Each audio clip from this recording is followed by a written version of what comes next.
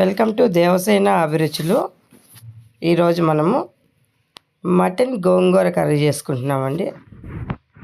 గోంగూరతో mutton curry చాలా టేస్టీగా ఉంటుందండి. ఇది చాలా బాగుంటుంది. ఎప్పుడు ప్లెయిన్గా కాకుండా ఈ విధంగా గోంగూర వేసి చేసుకుంటే చాలా బాగుంటుందండి. ముందుగా మనము గోంగూర తీసుకోవాలండి. ఒక 2 కట్టల గోంగూర తీసుకొని శుభ్రంగా కడిగి పెట్టుకోవాలి. అలాగే మటన్ కూడా 2-3 సార్లు కడిగి పక్కకు పెట్టుకోవాలండి. పుదీనా, కొత్తిమీర ఇది కూడా నీట్గా కడిగేసుకొని కట్ చేసుకోవాలి. పచ్చిమిరపకాయలు, ఆనియన్, ఒక 3 టమాటాలు ఇవన్నీ కూడా ముక్కలుగా చేసి పెట్టేసుకోవాలి.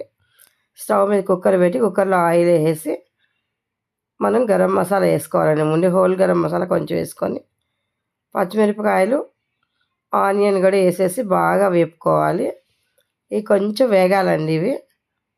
ఇవి కొంచెం వేగేంత వరకు వేపుకోవాలి మనము. ఇప్పుడు మనం కొంచెం అల్లం వెల్లిగడ్డ పేస్ట్ వేసుకుందామండి. 1 చెంచా నిండా అల్లం వెల్లిగడ్డ పేస్ట్ వేసుకోవాలి. నేను 1 కిలో మటన్ చేస్తున్నాను. ఒక ఫుల్ చెంచా, పెద్ద చెంచాతో 1 చెంచా వేసుకోవాలండి. ఇప్పుడు సాల్ట్ కూడా 1.5 చెంచా సాల్ట్ వేసుకోవాలి. ఇది కూడా బాగా వేగాలి. పసుపు కూడా 1.5 చెంచా వేసుకుందాము. చిన్న స్పూన్తో 1.5 వేసానండి. మీరు మామూలు స్పూన్ అయితే 1 స్పూన్ సరిపోతుంది. ఇప్పుడు ఇదంతా బాగా వేగిన తర్వాత పుదీనా, కొత్తిమీర ఈ 2 కూడా సన్నగా చాప్ చేసుకొని వేసుకోవాలి.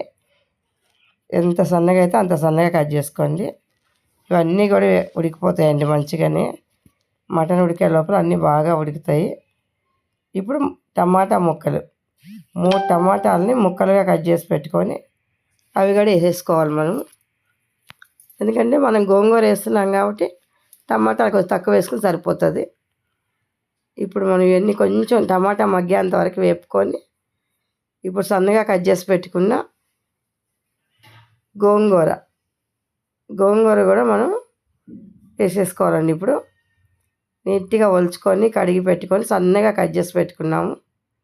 గోంగూర కూడా ఇందులో వేసేసి బాగా వేపుకోవాలి. గోంగూర కూడా కొంచెం లైట్గా మగ్గాలండి. ఇప్పుడు మనం కారం వేసుకుంటున్నాము. కారం ఒక 3 చెంచాలు కారం వేసుకోవాలండి. ఎందుకంటే గోంగూర కొంచెం పుల్లగా ఉంటుంది. అందులో టమాటా కూడా వేసాం కాబట్టి ఒక 3 చెంచాలు కారం వేసుకోండి. ఈ కారం కూడా బాగా వేగిన తర్వాత ఇప్పుడు మనం నీట్గా శుభ్రం చేయగా కడిగి పెట్టుకున్న మటన్ ఇదంతా కూడా ఇందులో వేసేసుకోవాలండి. వాటర్ అనేది లేకుండా కడిగి పెట్టుకోవాలి. చూడండి, ఈ విధంగా మంచి కలిపేసేయాలి. మనం వేసిన మసాలాలన్నీ కూడా ఇందులో పట్టాలి. పుదీనా, కొత్తిమీర, గోంగూర ఇవన్నీ కూడా బాగా వేగినాయి. ఈ ఫ్లేవర్ మొత్తం కూడా మటన్కి పట్టేటట్టు చూసుకోవాలి. మటన్ పట్టిన తర్వాత ఇప్పుడు మనం మూత పెడదామండి. మూత పెట్టి కొద్దిగా సేపు అయిన తర్వాత తీసి ఇప్పుడు గరం మసాలా అలాగే ధనియాల పొడి ఈ 2 కూడా వేసేసుకోవాలి. 1 స్పూన్ గరం మసాలా, 2 స్పూన్లు ధనియాల పొడి ఇది కూడా వేసేసి కొంచెం కరివేపాకు, ఫైనల్గా కరివేపాకు కూడా వేసుకోవాలండి.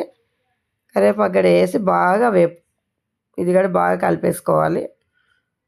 ఈ మసాలాలన్నీ బాగా పట్టేంత వరకు అప్పుడప్పుడు మనం కొద్దిసేపు అట్లా కలుపుకుంటూ అన్నీ ఓకే అనుకున్నప్పుడు మనం కొంచెం వాటర్ వేసుకోవాలండి. ఇందులో ఎక్కువ వాటర్ అవసరం లేదు, కొంచెం. ఎందుకంటే మటన్ వేగేలోపే కొంచెం వాటర్ వచ్చేసాయి మనకు. ఇప్పుడు మనం ఇంకొంచెం వాటర్ వేసుకొని ఎంత పులుసు కావాలో చూసుకోవాలండి. ఒక్కసారి సాల్ట్ చూసుకోవాలి.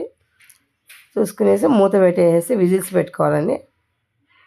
విజిల్స్ పెట్టుకున్న తర్వాత కనీసం ఒక 6 విజిల్స్ అన్నా పెట్టుకోవాలండి. మటన్ కాబట్టి 6 విజిల్ తర్వాత ఈ విధంగా చూడండి, మూత తీసి చూస్తే మటన్ సూపర్గా ఉడికిపోయిందండి.